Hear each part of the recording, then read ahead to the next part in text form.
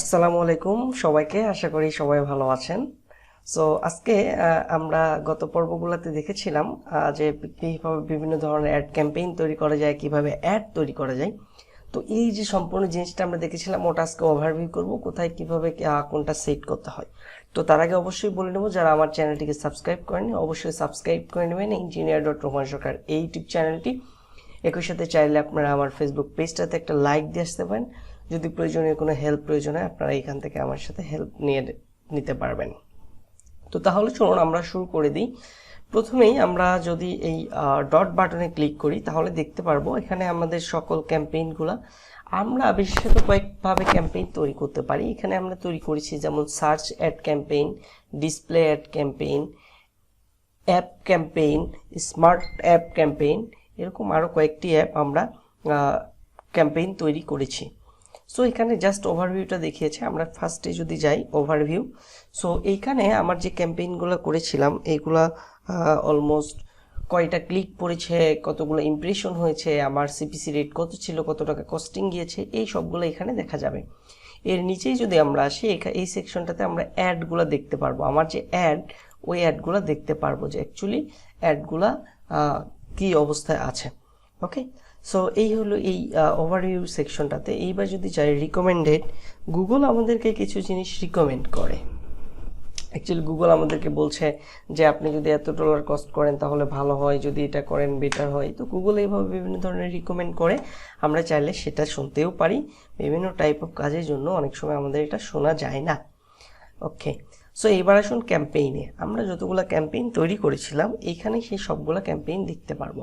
এখানে দেখুন, যদি আপনি চান যে যতগুলো ক্যাম্পেইন এখন চলছে সেগুলো দেখতে চান, দেখতে পারবেন। যতগুলো রিমুভ হয়েছে সেটা দেখতে চান, দেখতে পারবেন। সবগুলো একসাথে দেখতে চান, দেখতে পারবেন। একই সাথে আপনি যদি চান নতুন একটি ক্যাম্পেইন তৈরি করবেন, এখান থেকে আপনি সেই নতুন ক্যাম্পেইনটাও কি করতে পারেন, তৈরি করতে পারেন। ওকে, এরপরে আসুন, এরপরে বলেছে যে অ্যাকশন। তো এখানে আপনি বিভিন্ন ধরনের ফিল্টারগুলো করতে পারেন। আপনার যদি কোনো ধরনের ফিল্টার প্রয়োজন হয় সেই কাজটি করতে পারবেন।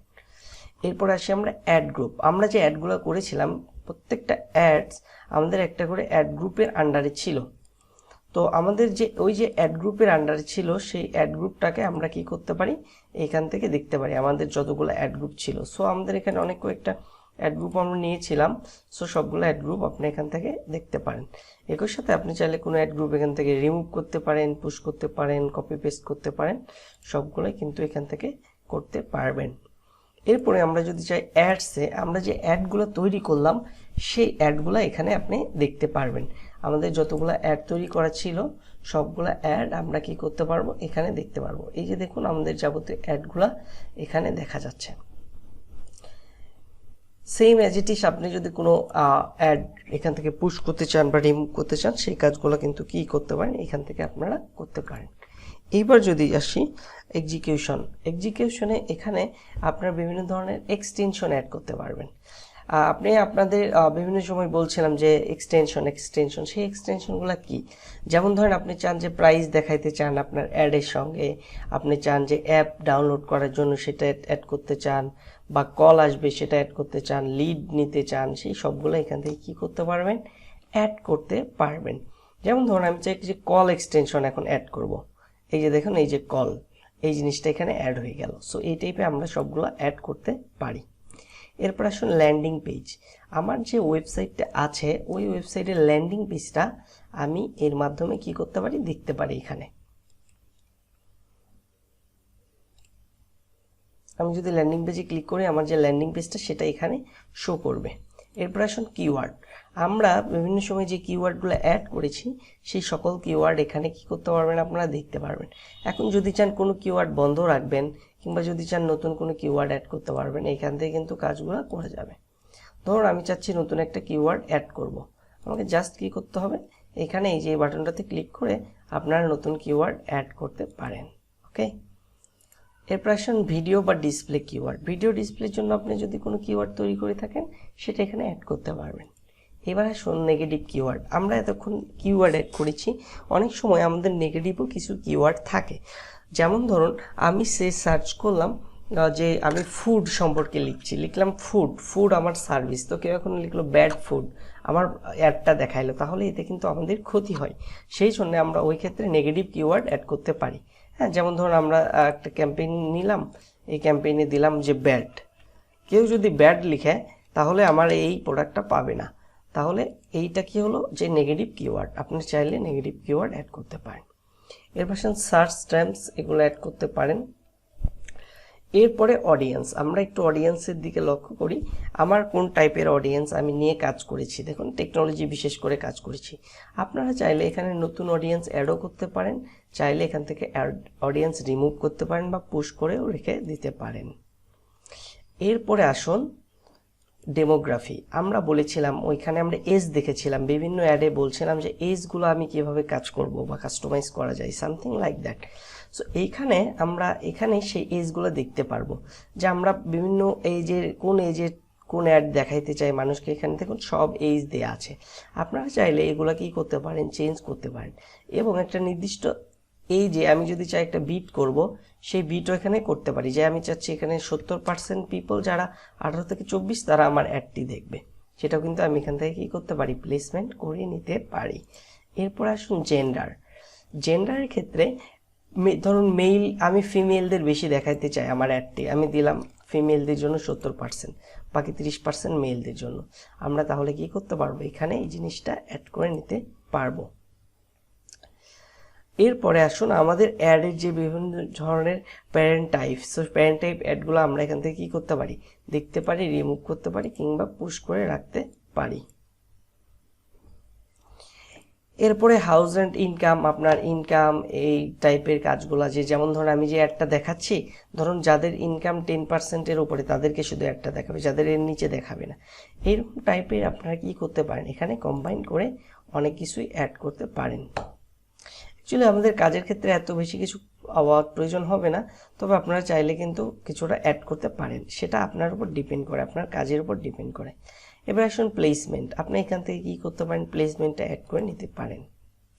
এরপরে আমরা যদি আসি সেটিংসে, একটু দেখবো আমাদের ক্যাম্পেইনগুলোর সেটিংস আমরা এখান থেকে কম বেশি করতে পারি, ক্যাম্পেইন বাজেট সেট করতে পারি, সিপিসি সেট করতে পারি, সব কিছু এখান থেকে সেট করা যায়। এরপরে অ্যাকাউন্ট সেটিং থেকে অ্যাকাউন্ট সেটিংসটাও দেখা যায়। আবার এই যে account tracking, conversion, each and everything, account name, সব কিছু আপনারা কি করতে পারবেন, দেখতে পারবেন।